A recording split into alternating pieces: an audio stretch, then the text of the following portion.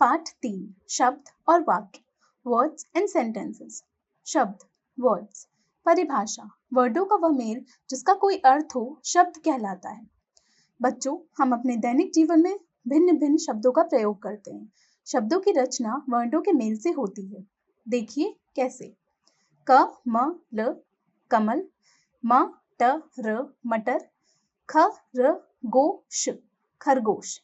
आपने देखा कि ऊपर दिए गए चित्रों के नीचे लिखे शब्द कई वर्डों से मिलकर बने हैं, जिनका अर्थ हमें भली भांति स्पष्ट हो रहा है। जैसे कमल एक फूल, मटर एक सब्जी, खरगोश एक पालतू जानवर। अब यदि हम उपयुक्त शब्दों में वर्डों का क्रम बदल दें तो म क ल मकल या ल म क लमक, ट र म टर्म या र ट म रटम, र ख गोश रखगोश या ख गो रश खगोरश। उपयुक्त शब्दों का कोई अर्थ स्पष्ट नहीं निकल रहा है, इसीलिए यह शब्द नहीं है। शब्द के लिए उसका अर्थ पूरी तरह स्पष्ट होना चाहिए। इस प्रकार वर्डों का अर्थयुक्त मेल शब्द कहलाता है। शब्दों का वर्गीकरण। Classification of words. प्रयोग के आधार पर, अर्थ के आधार पर। प्रयोग के आधार पर, इसके आधार पर शब्दों के दो भेद होते हैं, विकरी शब्द, अविकरी शब्द। विकरी शब्द जिन शब्दों में लिंग, वचन, पुरुष, कारक आदि के आधार पर बदलाव आता है उन्हें विकारी शब्द कहते हैं। विकारी शब्द को 4 वर्गों में बांटा जाता है। विकारी शब्द संज्ञा, सर्वनाम, विशेषण, क्रिया। अविकारी शब्द जिन शब्दों के रूप में किसी प्रकार का परिवर्तन नहीं होता है उन्हें अविकारी शब्द कहते हैं। अविकारी शब्द भी 4 प्रकार के होते हैं, क्रिया विशेषण, संबंध बोधक, विस्मय बोधक, योजक।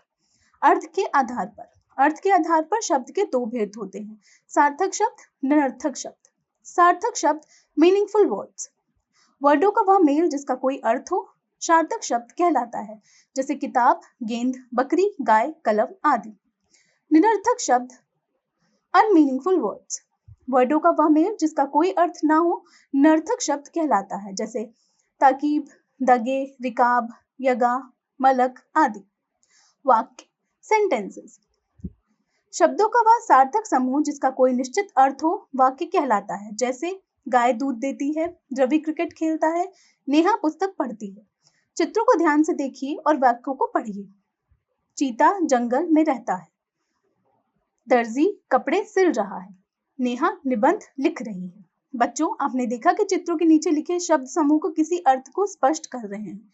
अंत या वाक्य है। अब यदि इन्हीं शब्दों को उलट पुलट कर रखें तो जंगल चीता में रहता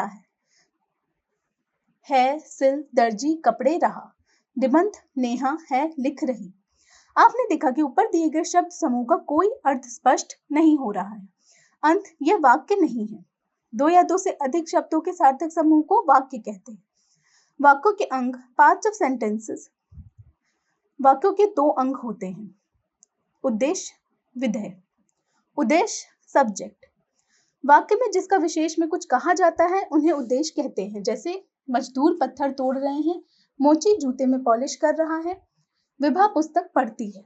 ऊपर दिए गए वाक्यों में मजदूर, मोची तथा विभा के विषय में कुछ कहा जा रहा है। अंत ये उद्देश्य है। उद्देश्य को कर्ता भी कहते हैं। विशेष प्रेडिकेट, वाक्यों में उद्देश्य के विषय में कुछ कहा जाता है उसे विधेय कहते हैं, जैसे किसान हल चला रहा है, कुत्ता भौंक रहा है, गाय घास चर रही है। उपयुक्त वाक्यों में किसान के बारे में बताया गया है कि हल चला रहा है तथा कुत्ते के बारे में कहा गया है कि भौंक रहा है और गाय के बारे में बताया गया है कि वो घास चर रही है। अंत वे रंगीन शब्द विधेय हैं। अब आपने जाना कि रिवीजन, वर्डों के सार्थक समूह को शब्द कहते हैं। प्रयोग के आधार पर शब्दों के 2 भेद होते हैं, विकारी शब्द, अविकारी शब्द। विकारी शब्द को 4 वर्णों में बांटा गया है, संज्ञा, सर्वनाम, विशेषण एवं क्रिया। अविकारी शब्दों को 4 वर्णों में बांटा गया है, क्रिया विशेषण, संबोध बोधक, विस्मय बोधक एवं योजक। अर्थ के आधार पर भी शब्दों के 2 भेद होते हैं, सार्थक शब्द, निरर्थक शब्द।